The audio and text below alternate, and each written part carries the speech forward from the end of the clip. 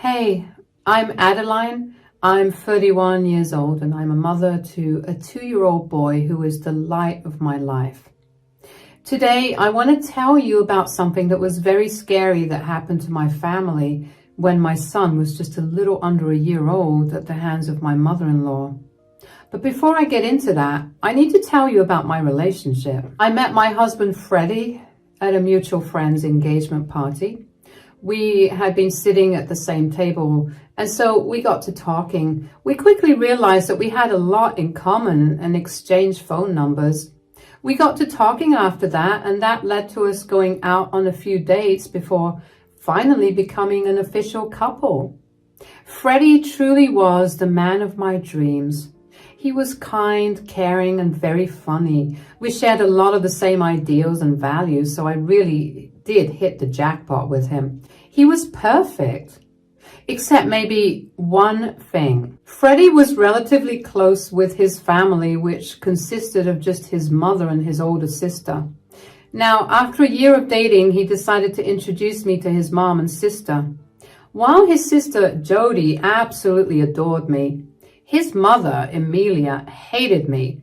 She was rude and insulted me based on everything I told them about myself. Thankfully, Freddie stood up for me and we ended up leaving after. However, Emilia's treating me poorly was something that continued to happen for the rest of the time that I was around her. I only bore it because I loved Freddie with my entire soul. Freddie asked me to marry him after we had been dating for 3 years, and we had a pretty small ceremony with only our closest friends and family around. Emilia was not happy that Freddie and I got married, and she made it her job to tell me about it every time she met me. It hurt like crazy to constantly be told that I was not good enough for her son. But I learned to bear with that too. About 1.5 years into our marriage, I got pregnant. I was going to have the first grandchild on both sides of the family, and that was something that made me something of a celebrity in our families. Emilia treated me differently than she usually did. She wasn't as mean, but she wasn't nice either. She kept telling me that she hoped I'd be a good mother because I had been blessed to get pregnant without trying as hard. You see, my sister-in-law Jody had been married for 10 years and had been trying to have children from the start of her marriage. Emilia was devastated that Jody couldn't give her grandchildren, but since she wanted grandchildren so badly, she was willing to treat me nicely so that I could be around my child. I was grateful for better treatment from Emilia because my pregnancy was difficult on my body and my mind. Giving birth to my son, Max, was the best thing that had ever happened to me. He was Freddie's and my pride and joy. We kept to ourselves for the first 3 months of Max's life. We wanted to bond with Max, so we didn't allow any family to visit for 3 months. That did not make Emilia happy. She hated that we kept away from her grandson, so she started taking her frustration out on me again. She began calling me at all times of the day and demanding that I send her pictures and videos of Max. If I didn't comply, she would show up at my place and begin banging at the door till I sent her the pictures. Yeah, the first few months after Max was born were difficult. I only got 4 months of maternity leave, so after that was done, I had to go back to work. During that time, I had my mom help out with babysitting. When Emilia found out that my mom was babysitting for me while I worked, she was livid. She threw the biggest fit I had ever seen. She began spamming me with calls and messages about how I should not be working and how she felt left out, that I hadn't asked for her help with babysitting. I could only fix one of those complaints, so I did. I began letting Emilia babysit once every 2 weeks or so, and only for short amounts of time. One day, however, I had to rush into work on a weekend. My mom was out of town and so was Freddie. I had no choice but to ask Emilia for help. She did not seem pleased because apparently she had a friend who she had to meet and she did not want to waste her Saturday babysitting. Thankfully, after a lot of pleading, she agreed. I ended up running late after work, and when I got to Amelia's place to pick Max up, Emilia was furious. "Where have you been?" "I'm so sorry, Emilia. I got caught up with work. I had a last-minute meeting and I tried my best to make it here as soon as possible." "I don't care about your excuses. Do you think that I have all the time in the world to keep babysitting your child?" I'm sorry. I didn't mean to be a bother. I'll hire a babysitter instead so you won't have to take care of Max." "Don't make me seem like some evil grandmother who hates taking care of her grandchild." "I was not trying to do that." "Look, I don't understand why you have to work at all. As a woman, you're supposed to stay at home and make sure that everything is ready for your husband when he gets back home." "That is not very feasible. I let it go at first. Freddie didn't seem to have a problem with it, so I didn't open my mouth. But now that you have a son, you need to wake up and realize that you're a mother." "Are you suggesting that I stop working?" "Of course. I don't want to do that at all. I spent a good portion of my life working towards furthering my career. I spent a lot of time, energy, and money on it. I'm not going to give up on it right now when I'm so close to getting to my dream." "So you're just going to give up on your duties as a mother because of your dreams? Do you understand how selfish you sound? Max needs a better role model than you." "Whatever I'm doing it to give Max the best future that I can. Once I reach my dream, I will be able to spend as much time as I want with Max while also having the peace of mind that his future will be taken care of." "Is losing time with Max worth the future he might have? You need to stop dreaming about your career. You're a mother now. You need to get that into your head. You don't have the liberty to do whatever you want. Motherhood is all about sacrifice, and you have to do it if you want to be a good mother. You're lucky you got to be a mother in the first place. You have no idea how many people have been struggling to be mothers, and yet here you are, barely doing your duties as a mother." "I think I know what's best for my child, Emilia. I appreciate all your concerns, but everything I do for Max is done after talking about it with Freddie. So if you disagree with something I'm doing, you're also disagreeing with Freddie. Men don't know anything about raising a child. You need to take control of things as a mother. And believe me, if you keep talking about your dream nonsense and don't give up on your work, I will give Max to Jody. She's been longing for a baby for so long, and I know for a fact that she would be a much better mother than you'd ever be."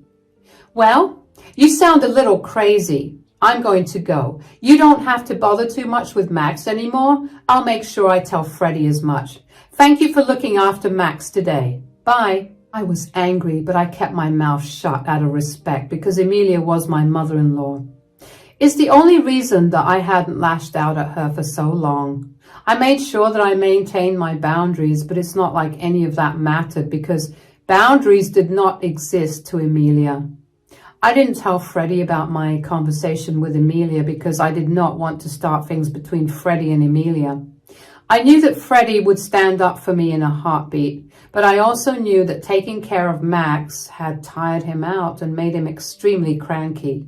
I did not want Freddie saying something to his mother that would only make things worse for us. But what I did do was ask him if we could hire a babysitter or a nanny. I told him that I didn't want to keep relying on family to babysit for us. Freddie was on board with the idea, and we decided to start by hiring a babysitter. We found Lacey, a 17-year-old in our neighborhood, who needed to earn extra money on the side, so was more than willing to be our babysitter.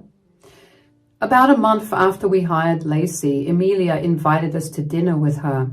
However, Freddie and I ended up running a little late. When we got there, Emilia greeted us warmly, although I could tell that she was a little annoyed. "Welcome, you guys. The food's still hot, and now we can finally eat." "Hi, Mom. Sorry we ran late. It took Lacey quite a while to get Max to calm down." "Who's Lacey? Did you finally divorce that sorry excuse of a wife?" "What? No." "No, Emilia, I'm still here. Lacey is our babysitter. Just as we were about to leave, Max began screaming and crying. We waited until he'd calmed down before we came. Oh, so you haven't quit your job yet? Quit her job? Why in the world would she do that? She thinks I'm a horrible mother for having dreams of my own and pursuing my career instead of staying at home and taking care of you and Max. Mom, I love you, but that's an incredibly outdated point of view. It may be outdated, but it started because it was the right way of life. I did that and I lived a very fulfilled life. I don't understand why it's so hard for Adeline to follow. It's not hard for me to follow. I just don't want to do that. I respect you for being able to do that, but in the most respectful manner, that kind of life feels constricting and boring to me. I don't want Max growing up with a mother who's miserable at home. Are you saying that I look miserable? I did not say that at all. I'm sorry I made you feel that way, but I just don't want to live life that way. Besides, in this economy, both Adeline and I need to work to make sure we're all taken care of. I earn just enough for Amelia and me to live comfortably. If Amelia didn't work, we'd have to give up quite a few things and live paycheck to paycheck. Do you think that's the better way of life? Nobody said that life would be easy. You know that we never had it very easy. And yet here we are, living comfortably and having good relationships. Is that really so hard to achieve? Yes, and that worked out in your generation. However, right now, we financially cannot afford to live traditionally. Well, if you can't do it, then I'm sure that Jody would appreciate the chance to do it. Jody? What does she have to do with any of this? Well, your mother threatened to give Max to Jody if I don't quit my job. What? I mean, I think that's a fair compromise. Max will grow up seeing his biological mother frequently, while also having a good mother who would devote her entire time to taking care of him. You cannot be serious. Oh, believe me, I'm more serious than you think. There should be good punishments for those mothers who work and do not appreciate their babies. You sound absolutely insane. Do you have any idea about what you're actually implying? You can't choose who mothers a child just based on who would not work a job. I can and I will do what I said if Adeline does not quit her job in the next 2 weeks. You know what? I don't want to be here. You're not only beginning to scare me, but you're going to make me say some really hurtful things.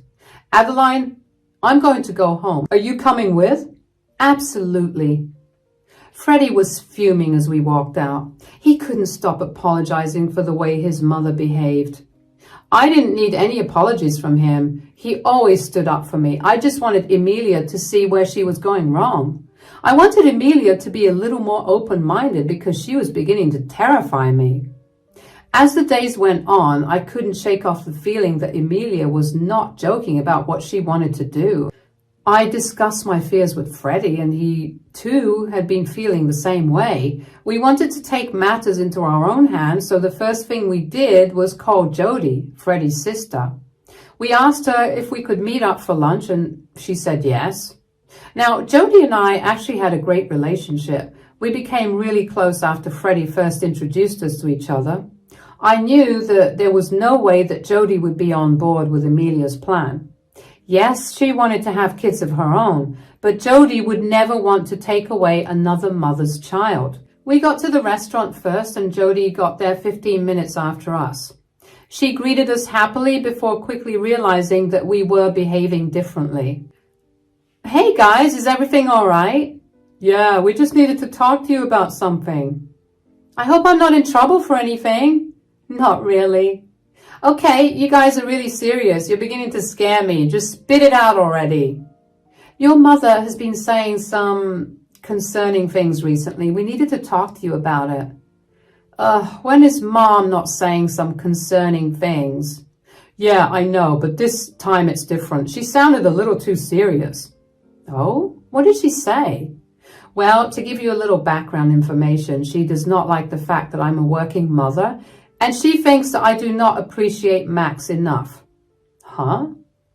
Yeah, and she's threatened me twice now to take Max from me and give him to you because she thinks that you'd be a much better mother than me.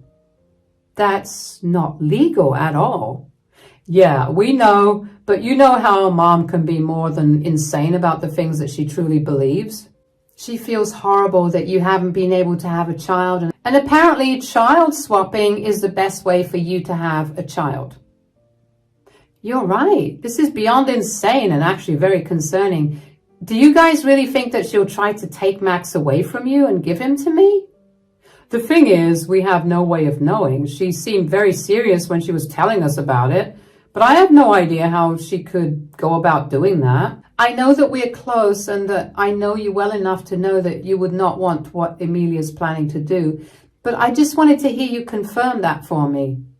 Oh, believe me, I love Max with all my heart, and I'm also incredibly upset that I haven't been able to have a child, but I would never dream of separating a mother from her child, especially my nephew and his mother.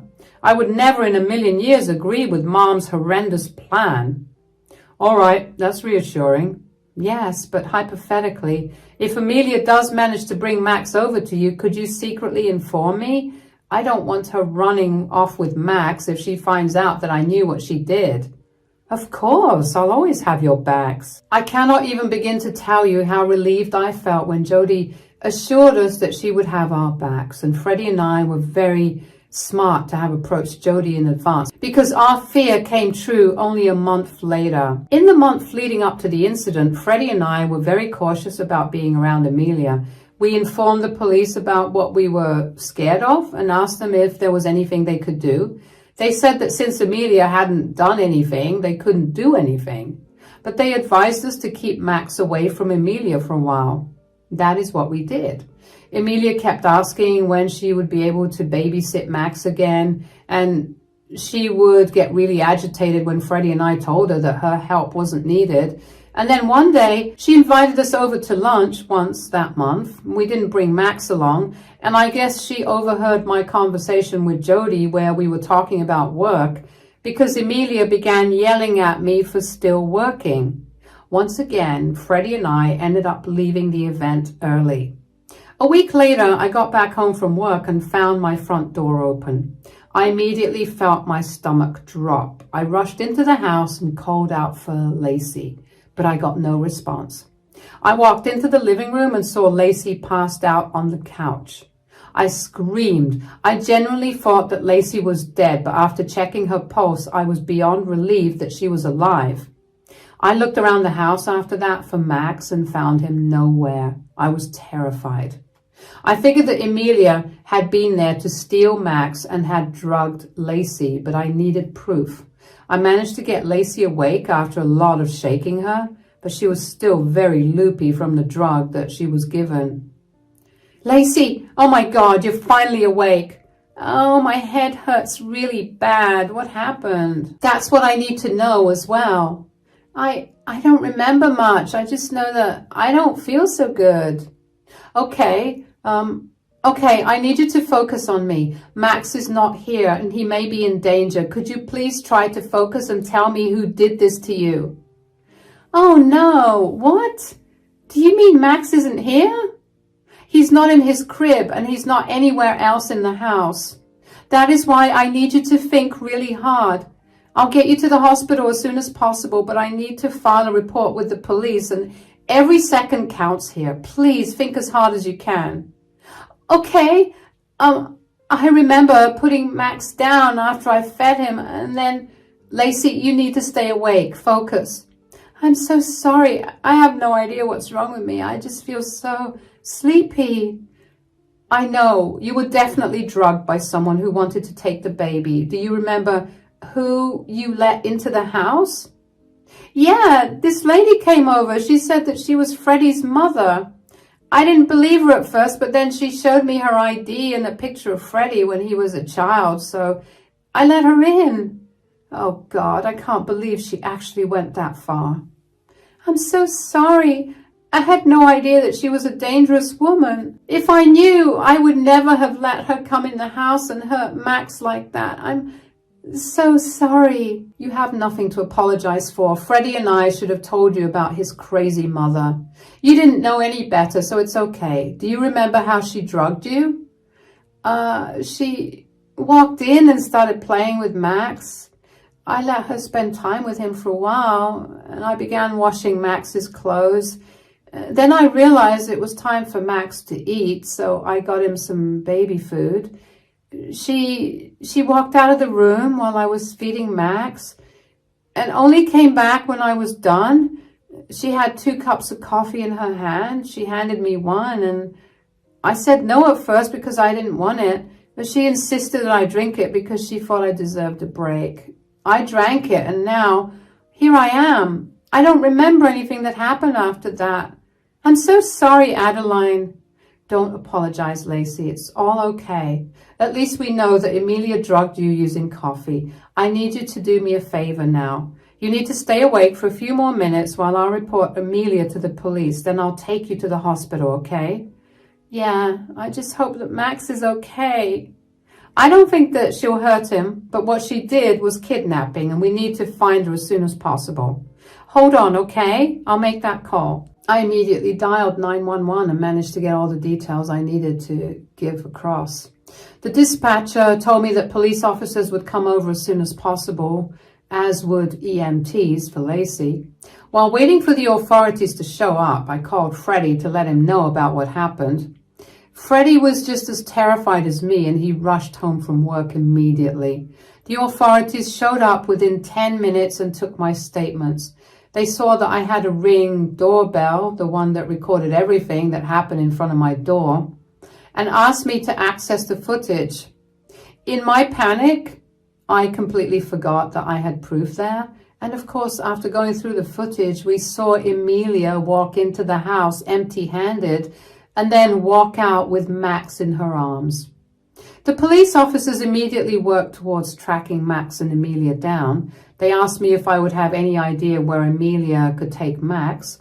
Of course, I knew that Emilia wanted to give Max to Jody, so I quickly texted Jody and asked her if she had Max. Jody responded pretty much immediately. She told me that Emilia had just dropped Max off before driving off. I felt beyond relief that Max was safe. I filled Jody in on what had happened, and she was horrified. She assured me that she would keep Max safe and away from Emilia if Emilia showed up, and also told me to focus on helping the police officers find Emilia. The officers and I worked towards triangulating Emilia's location. We figured that we would call Emilia and triangulate her location using cell towers. We needed Emilia to talk to me for at least 3 minutes, so I called Emilia over and over again until she finally picked the call up. What do you want, Adeline? Where are you? I'm at home. Why? Don't play dumb right now. Where are you? And do you have Max? What do you mean? Why would I have Max? Did you lose him or something? You know very well that's not the case. You came into my house, drugged my babysitter, and kidnapped my son. You need to bring him back as soon as possible. You have no proof of me doing any of that. You're throwing crazy accusations my way, and I will not bend to them. I have video evidence of you walking into my house and then walking out of it with Max in your arms. No, you don't. My doorbell comes with a camera. I got more than enough proof of you kidnapping my child from my home. It was not kidnapping. Stop calling it that. Oh, really? Then what do you call walking into someone's home and taking their child without their consent? I gave you a deadline. I did not kidnap Max. I simply took him out of your house to give him a better life, something you never could have done because you're a selfish, stuck-up brat who cannot see anything past herself. Nobody will listen to your stupid and pathetic reasons for taking a child out of their home without their parents' consent. You're going to regret doing that. You have absolutely no way of finding me. Oh, I know exactly where you are. Besides, there's been an Amber Alert put out for Max, so good luck getting anywhere without people recognizing him. You think you can scare me into giving Max back to you? I don't care what you do to me because I know that what I'm doing is the right thing for him. You have no idea what it's like to grow up without a present mother, but I do. So I definitely will not let that happen to my only grandchild. You're insane. Why do you think that I'm trying to ruin Max by working? If anything, You're the one who's going to ruin Max by following your plan. Do you seriously think that Max will be okay when he finds out that his mother is not his mother but his aunt, and his aunt is his mother? Do you think he'll ever forgive you for doing something so horrible to him over such a stupid reason? You haven't even thought your plan out entirely. I know exactly what I'm doing. I don't care if Max will hate me in the future. I just know that I do not want Max growing up with an absent mother. I don't want to talk to you anymore. I have bigger things to focus on. Bye. Emilia hung up on me and I felt my heart pounding. I turned to look at the police officers who assured me that they had triangulated Emilia's location. They hurried to catch her while I paced up and down the house in anxiety.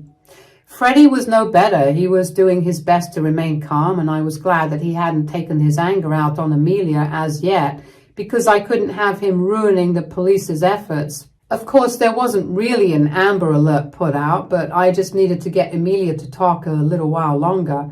It barely took an hour for the police officers to find Emilia. They quickly arrested her, but of course, she did put up quite a fight, apparently. I didn't get to see her until the hearing in court. Emilia's lawyers tried to defend her to the best of their abilities, but I guess she never told them about just how hard she tried to get me to give Max up. I had screenshots of texts, videos, and audio recordings of Emilia telling me I was a horrible mother and how she wanted to give Max to Jody. There was not much to defend, so Emilia was sentenced pretty quickly to 5 years in jail. Aside from that, she was also ordered to pay a hefty fine for drugging a minor and was sentenced to 150 hours of community service. Emilia did not hesitate to loudly admit in court after her sentencing how I was a horrible mother and that as soon as she came out of prison, she was going to take Max away from me again. And the next time, she would succeed. I was terrified, if I'm being completely honest, so I quickly got a restraining order against Emilia for our family. The judge granted it without even needing to hear anything more. After Emilia had been put in prison, I felt like I could finally breathe. I couldn't believe how my life had devolved into what it was, but I was honestly just glad that things were going to go back to normal. It took a while for me to get over my fear of losing Max, but after quite a few therapy sessions, I can successfully say that I'm a lot better now. Freddie and I are also doing better as a couple, and Lacey too has recovered well from being drugged. Rest assured, I'm still a working mother, and I even got promoted to a better position last month. I know that there's no way to look but up now.